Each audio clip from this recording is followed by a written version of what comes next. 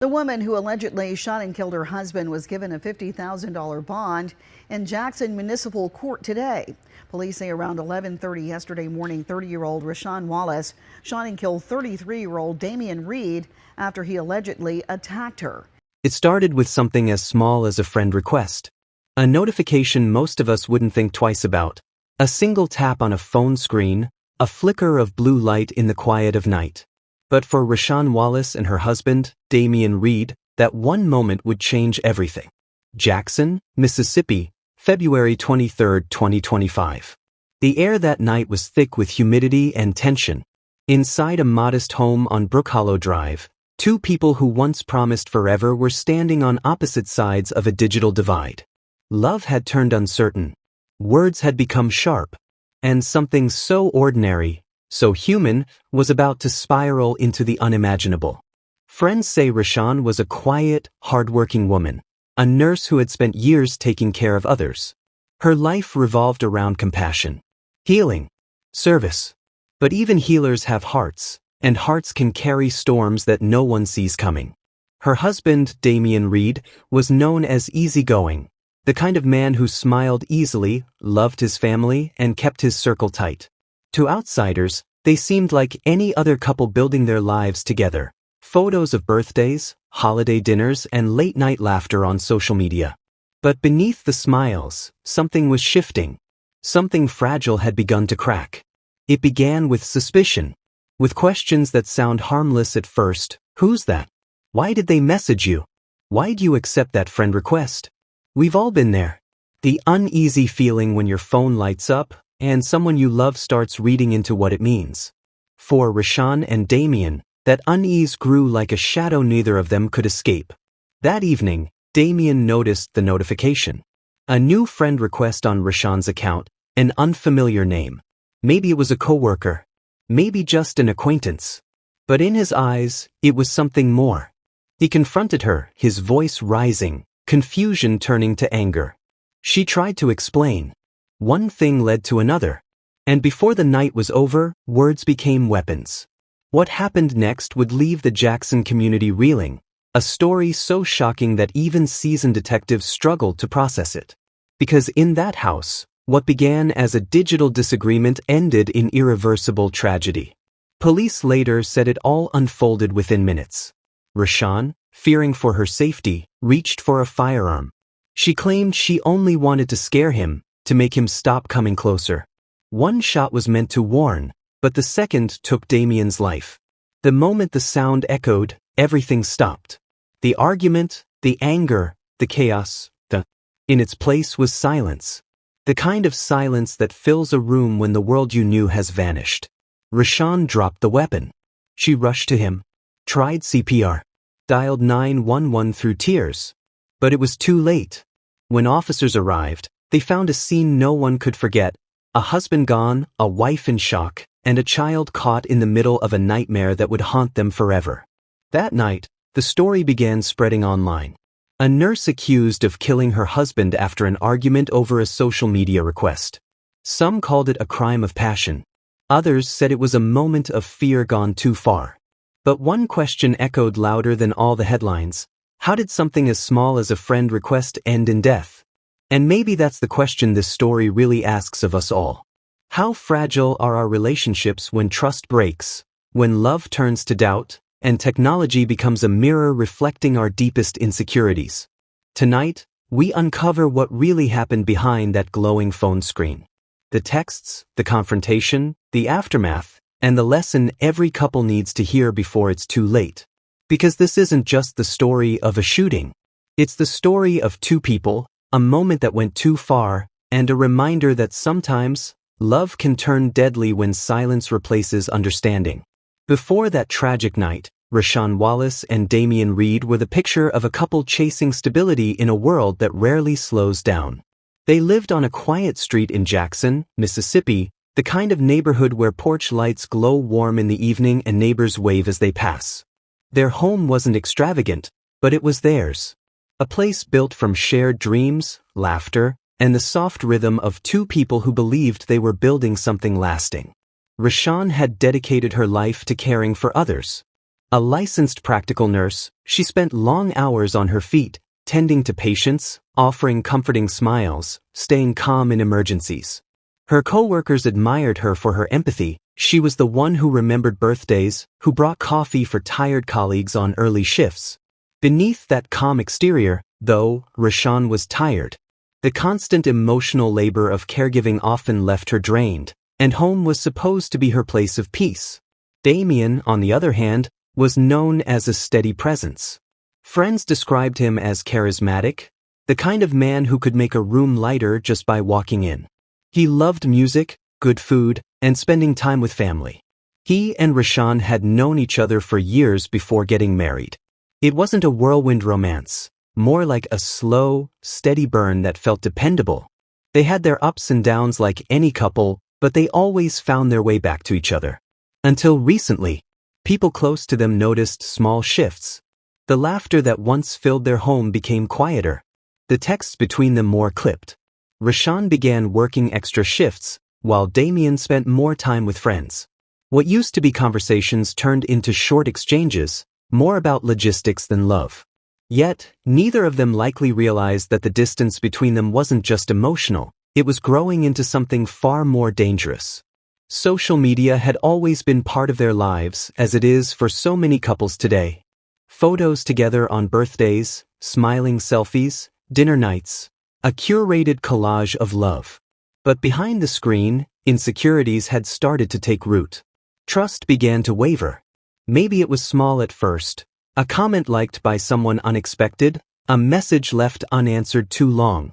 But over time, those moments piled up, brick by brick, until the wall between them felt impossible to climb.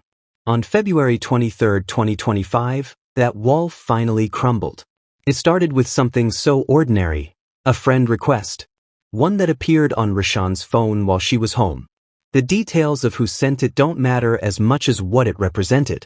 For Damien, it wasn't just a notification, it was a symbol of doubt, of questions that had been quietly building for weeks. He confronted her about it, asking who the person was and why she'd accept it. Maybe he felt betrayed. Maybe he feared losing her. Or maybe he simply wanted reassurance, and didn't know how to ask for it without letting his fears sound like anger. But fear and anger often speak the same language. Inside that small Jackson home, words began to fly. Fast, sharp, emotional. What started as a question became an argument. What was once about trust turned into accusation. Rashaan tried to explain. She said it was nothing, a simple online request, not something meant to hurt anyone. But when emotions run high, explanations rarely reach the heart. Damien, police later said, grew more upset, and the confrontation escalated. In those next few minutes, the love they'd built over years collapsed under the weight of misunderstanding and emotion. Rashaan would later tell officers that she felt cornered, that Damien was angry, and that she feared what might happen. She reached for her firearm. The woman who allegedly shot and killed her husband was given a $50,000 bond in Jackson Municipal Court today. Police say around 11:30 yesterday morning, 30-year-old Rashaan Wallace shot and killed 33-year-old Damien Reed after he allegedly attacked her.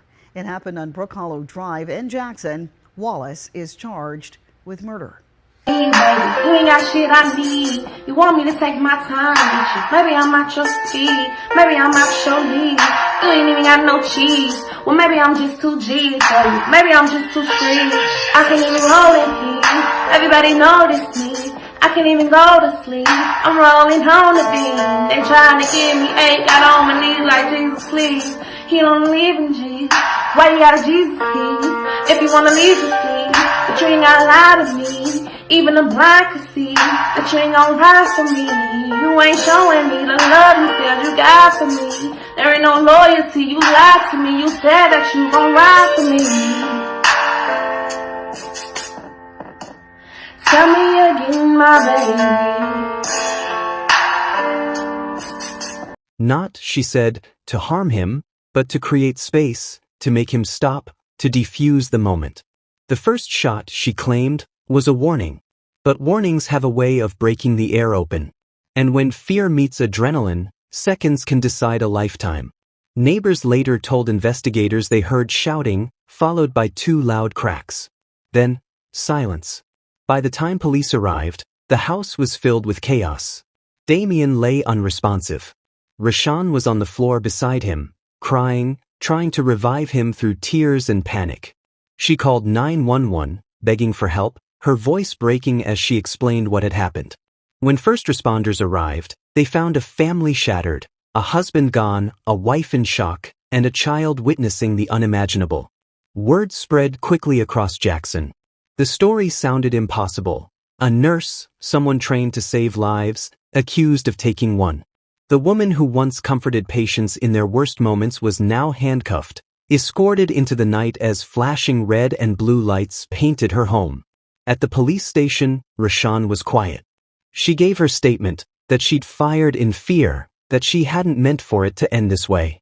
She was charged with murder and held at the Hinds County Detention Center with a $50,000 bond. For the community, it was more than just a headline. It was a cautionary tale. Neighbors described the couple as normal, loving, private. They had no history of violence, no record of trouble. Which is perhaps what made it all the more chilling, because it reminded everyone how quickly control can slip away. In the days that followed, friends posted tributes to Damien. Photos of him smiling, jokes he used to tell.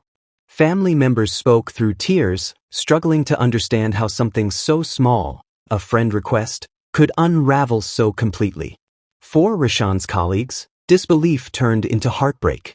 She was so gentle, one nurse said. You'd never think she was capable of something like this. But grief doesn't always look like anger. Sometimes it looks like exhaustion. Sometimes it's a breaking point we don't see coming until it's far too late. And so, as Jackson tried to make sense of the tragedy, one haunting truth lingered in the air. The very tools that connect us, our phones, our messages, our digital lives, can also expose the deepest fractures in our hearts.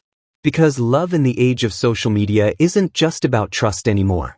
It's about perception, about control, about how one click can echo into something no one saw coming.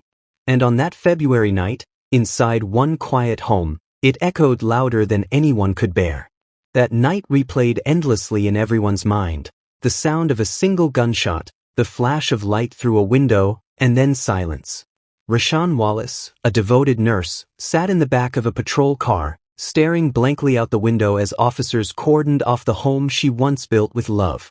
Inside, Damien Reed lay motionless on the living room floor, the warmth of their shared life fading with every second. When the investigation began, it didn't start with chaos. It started with confusion. Detectives arrived expecting signs of a fight, overturned furniture, shattered glass, a struggle for life. Instead, they found stillness. A home frozen in time. The dinner table still had plates on it. A phone buzzed on the counter. 2 shell casings on the carpet. No broken walls, no screams from the neighbors before the shot. Just a quiet conversation that had spiraled out of control. In her first interview, Rashaan's voice was calm but cracked at the edges. She said it started with jealousy, an argument about a social media friend request that Damien couldn't let go. She said she tried to explain, but he kept pacing, his voice rising, his anger boiling over. She said she felt trapped. She grabbed the gun not to kill, but to make him stop. When she said, "I didn't mean to shoot him," it didn't sound like an excuse. It sounded like a confession soaked in disbelief. Detectives didn't find any signs that he had hit her. But fear doesn't always show up as bruises. It lingers in the silence between raised voices, in the exhaustion of constant suspicion. Rashaan had been holding on for too long, and that night, the weight finally crushed her. When news spread across Jackson, the community could hardly believe it. A nurse who had cared for others, now accused of taking a life. A husband known for his easy smile, gone in a heartbeat. 2 families who once celebrated holidays together were now on opposite sides of a courtroom.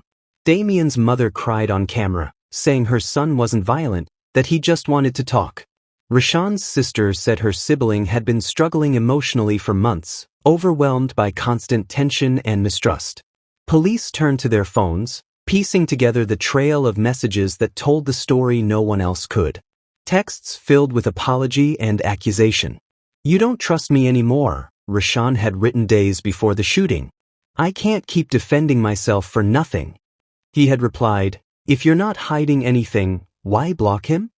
It was a digital argument that had spilled into real life.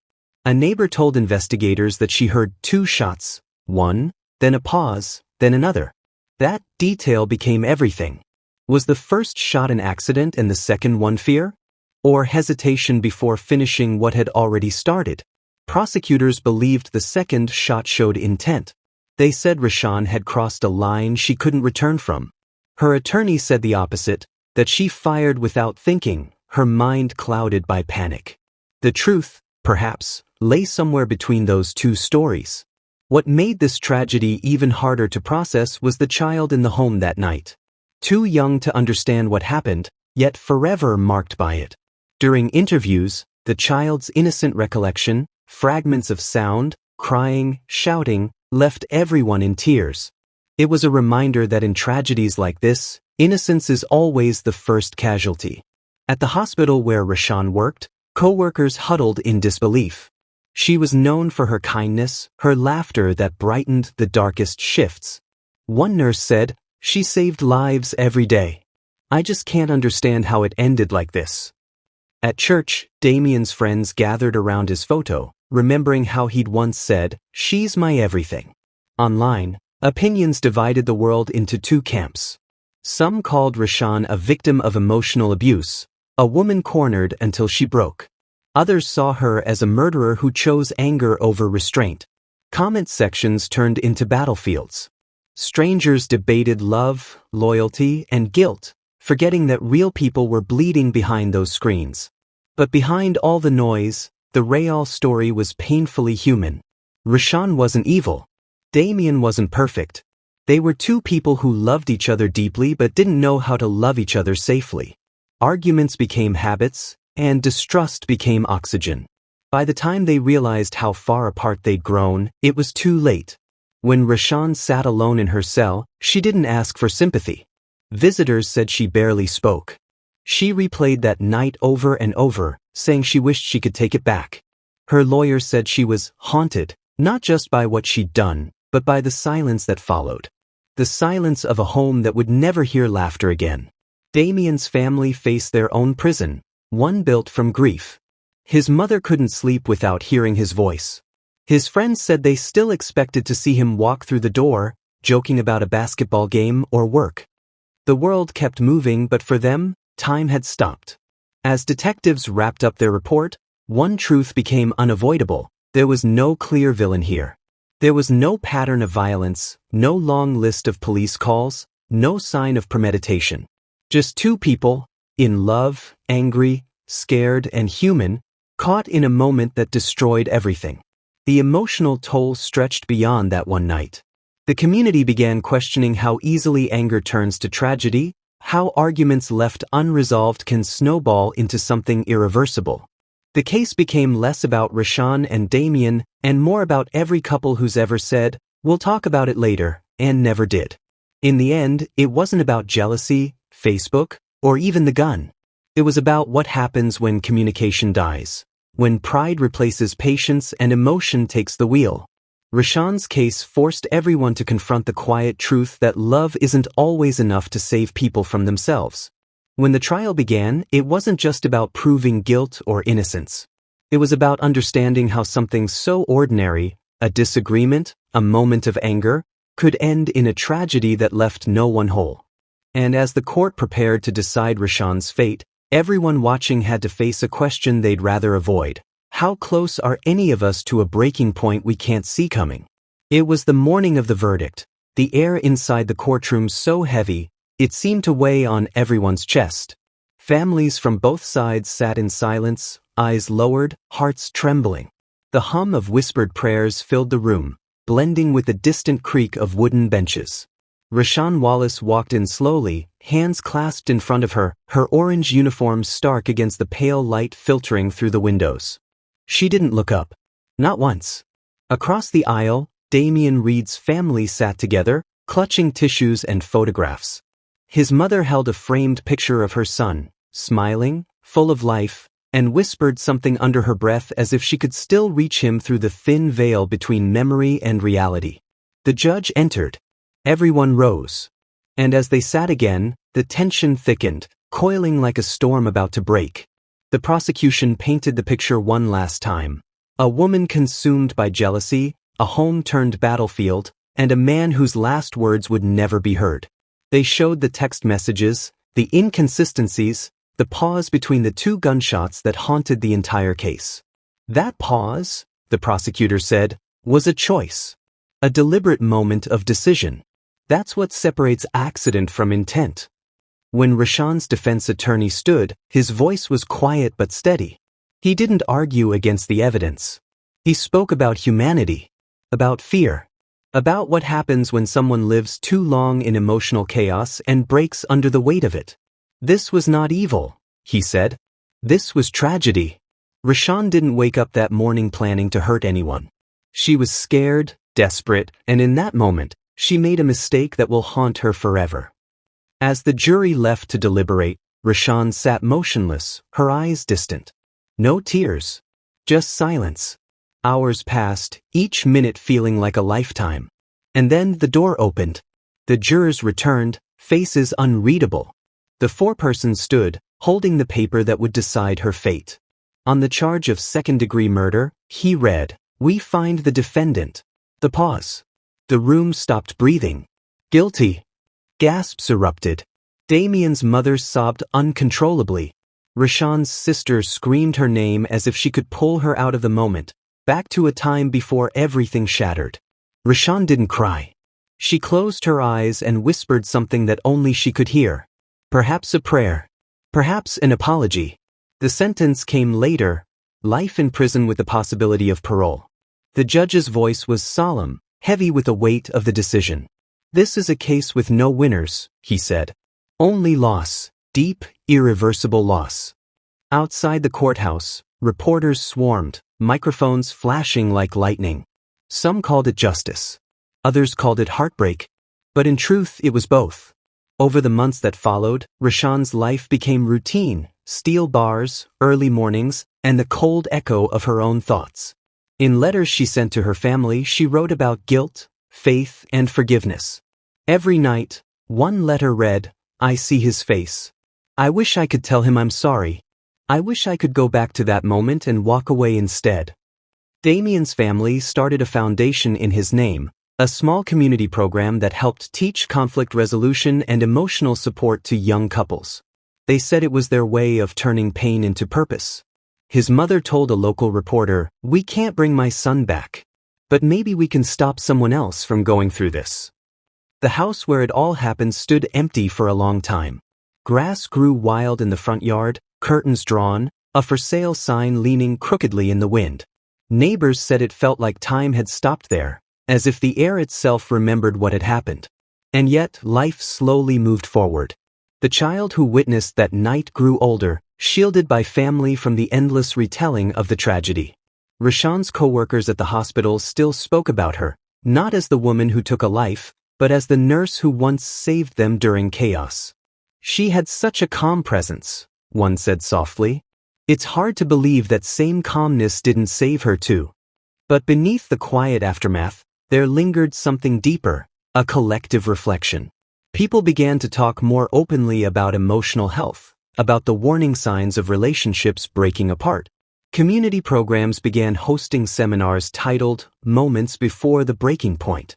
Rashaan's story had become a mirror, a reminder that tragedy doesn't just happen in dark alleys or crime-ridden cities. Sometimes, it happens in bright kitchens, between people who once promised forever. Years passed. In prison, Rashaan found solace in helping others. She joined a counseling group, spoke to women who had been through abuse, fear, and regret. One counselor said, she never spoke much about her case. But when she did, she spoke like someone who'd been to the edge and came back with a message: that pain doesn't have to end in destruction. There's an irony in how time changes perception. Some began to see Rashaan not as a villain, but as a lesson, a cautionary tale of love turned toxic, of silence mistaken for peace, of emotions left to rot until they explode. Others never forgave her. To them, justice was served, but peace would never come. On the anniversary of Damien's death, Both families lit candles, separately, quietly, each in their own way. Two lives forever intertwined by tragedy, now living parallel paths of grief. In the end, the story of Rashaan and Damien isn't just about one night or one mistake. It's about the fragility of the human heart, how quickly love can become fear, and fear can become something irreversible. It's about the choices we make in moments of anger, the words we don't say, and the help we don't seek. It's about the warning signs we miss until it's too late. As the credits of life rolled on, one message remained clear. Tragedies like this don't begin with violence. They begin with silence. With unspoken pain, unchecked pride, and emotions buried too deep to heal. So maybe, in telling Rashaan's story, we can prevent another one. Maybe somewhere out there, someone watching this will decide to walk away before it's too late, to call for help, to speak up, to choose peace over the storm. Because sometimes, the smallest decision, to pause, to breathe, to walk away, can save everything. If you found this story as heartbreaking and powerful as we did, don't let it fade away. Share it, not for views but for awareness. For the families still healing, for the lessons still needed. Hit the like button to support true stories that matter. Subscribe and join our community of voices dedicated to truth, reflection, and change. Together, we can give these stories meaning, and maybe, just maybe, prevent the next one.